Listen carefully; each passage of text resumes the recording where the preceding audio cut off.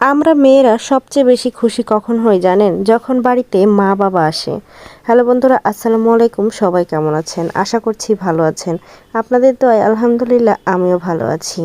তো প্রেম করে বিয়ে করেছি, আর বিয়ের একটা বছর আমার মা কখনো আমার বাসায় আসেনি। আমার মা এ যাবৎ এই বিয়ের 8 বছর সংসার জীবনে কখনো আমার বাসায় এসে একটা রাতও থাকেনি। আমার মা আসেই না, আব্বাও আসে না। বাড়ির অন্য কেউ আসে টুকটাক, তবে মা আর আব্বা খুবই কম আসে।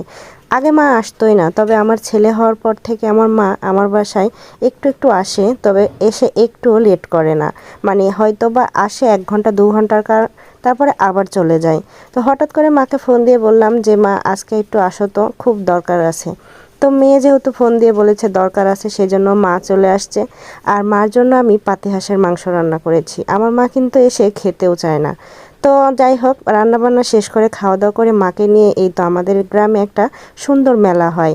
এখানে গানের অনুষ্ঠান হয়, আর যার কারণে মেলা বসে। তো মাকে নিয়ে মেলা দেখতে চলে এসেছি। মা তেমন কোথাও যায় না, মার কোথাও যাওয়াও হয় না। তো মাকে নিয়ে এখন টুকটাক ঘোরার চেষ্টা করছি, যাতে মায়ের ছোট ছোট ইচ্ছাগুলো পূরণ হয়। মা তো কখনো বাড়ি থেকে বেরই হয় না। তো এই তো যা দেবর, আমাদের ছোট্ট ছোট্ট 2টা গুড্ডু সোনা, তারপরে আপনাদের ভাইয়া, আমি আর আমার মা মেলা দেখতে চলে এসেছি। আমার শাশুড়ি আম্মাকে বলেছিলাম, তো আম্মা আসে নাই, কারণ হচ্ছে আব্বার অনুমতি ছিল না। আর তাছাড়া আমার শাশুড়ি আম্মাও সব জায়গায় যেতে চায় না। তো এখানে আসার পরে মেলা টেলা ঘুরলাম, অনেক কিছু ঘুরে ঘুরে দেখলাম, টুকটাক কেনাকাটা হয়েছে আর কি। তারপরে তো খেতে বসে পড়েছি। ফুচকা, আমার মা কিন্তু একটা ফুচকাও খায়নি, কারণ আমার মা আবার ফুচকা খেতে পছন্দ করে না। আর প্রথমত পছন্দ করে না, দ্বিতীয়ত হচ্ছে হয়তো বা খেত, তো এখানকার পানি খাবে না, সেজন্য মা ফুচকাটা খায়নি। তারপর এখানে তো দেখেন মেয়ে মানুষের যে কাজ, ঘটিবাটির দোকানে বসে পড়া হয়ে গেছে আমার মা। এদিকে নারকেল কর্নি দেখছিল, আর প্রচুর জিনিসের দাম ছিল, মানে অতিরিক্ত পরিমাণে জিনিসের দাম চাচ্ছিল, তেমন কিছুই কেনাকাটা করা হয়নি।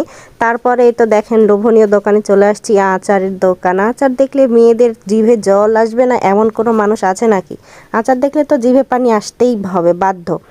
তো যাই হোক, ওখানে কিছু আচারও কেনাকাটা করছি, মানে কিছু কিনে নিয়ে আসছি বাসায় খাওয়ার জন্য।